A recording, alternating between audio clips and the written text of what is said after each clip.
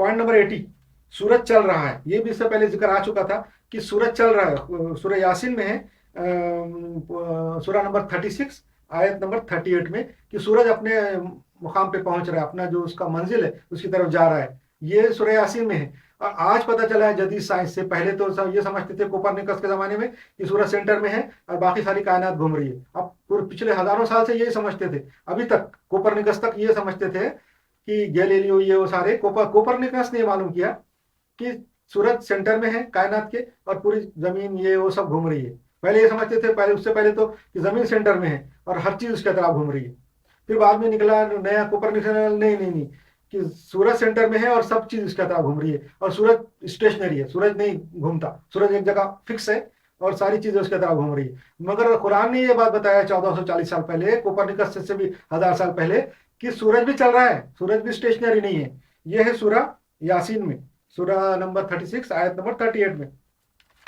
अच्छा, point number 81, अल्लाह के अलावा और कोई, कुरान में लिखा है कि अल्लाह के अलावा और कोई खुदा होते, अल्लाह के अलावा और भी कोई खुदा होता तो वो आपस में लड़ते रहते।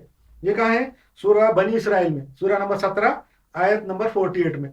अब जो है मैंने तो लॉजिक से साबित किया, मैंने तो अल्लाह एक है ये लॉजिक से साबित किया, किसी मजहबी किताब का हवाला नहीं दिया था पहले चैप्टरों में। हमारे जो 1-2 चैप्टर गुजरे उसमें यही बात बताया मैंने कि अल्लाह लॉजिकली एक ही पॉसिबल है, कि तो इन्फिनिटी जो है एक ही रहती। इन्फिनिटी जो है, जिसको इन्फिनिटी बोलते हैं, लामहदूद, लामहदूद शायद दो नहीं रह सकते। अगर दो लामहदूद है, बोले ये भी लामहदूद है, ये लामहदूद है, लामहदूद नहीं है, महदूद है, क्यों? तो ये है बोल के ये है बोल के ये है, इसका मतलब लामहदूद नहीं है। लामहदूद उसको बोलते हैं जिसका हद नहीं है, दूसरी कोई हो ही नहीं सकती, दूसरा है तो ये लामहदूद नहीं है। तो अल्लाह ताला लामहदूद है। अब लामहदूद कितने रहेंगे? लॉजिकली साबित हुआ कि अल्लाह एक ही है, इस्लाम भी यही बोलता। तो हमने लॉजिकली साबित किया, साइंस से। लॉजिक जो है, जिसको मंतक बोलते हैं, वो साइंसी चीज है। किसी किस्म की मजहबी मैंने किताब का हवाला नहीं दिया, कुरान का, हदीस का, या कोई और मजहब की किताब का, बाइबल का, तौरात का, जबूर का, किसी का भी मैंने हवाला नहीं दिया। लॉजिक से, कि तो मैं चाहता था कि हम लोग लॉजिक से इस्लाम को कबूल करें, अपने अकल से, लॉजिक से कबूल करें, किसी जबरदस्ती में ना करें। तो लॉजिक ये बताती है कि अल्लाह का सिर्फ एक होना पॉसिबल है, एक ही होना पॉसिबल है। तो ये तो बात है, हम तो मानते, अब तो मान भी गए, लॉजिक से साबित हो गया। मैंने इतने दलीलें भी दिया, इंशाल्लाह आगे भी अल्लाह की और इस्लाम के ताल्लुक से, कुरान के ताल्लुक से साइंसी दलीलें आते रहेंगी अपने चैप्टरों में। अभी तो बहुत चैप्टर बाकी है, तो उसमें मैं और दलीलें दूंगा।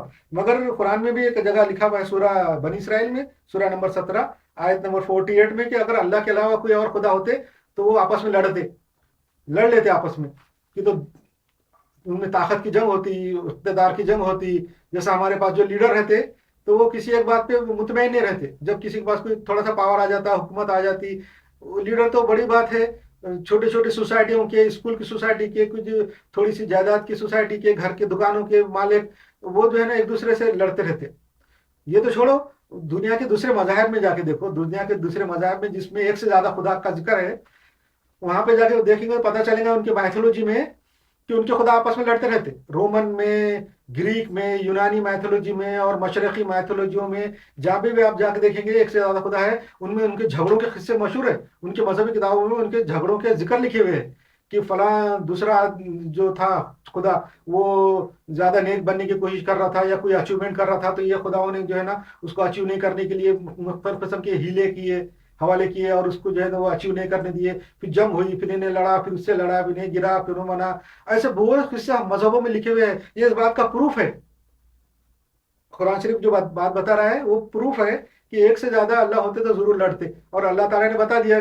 और ये दूसरी मजहबी किताबों के अंदर जो झगड़े हैं, वो असल में कुरान को ये करते, कन्फर्म करते कि सही बात है बोल के। तो ये हमारा पॉइंट नंबर 81।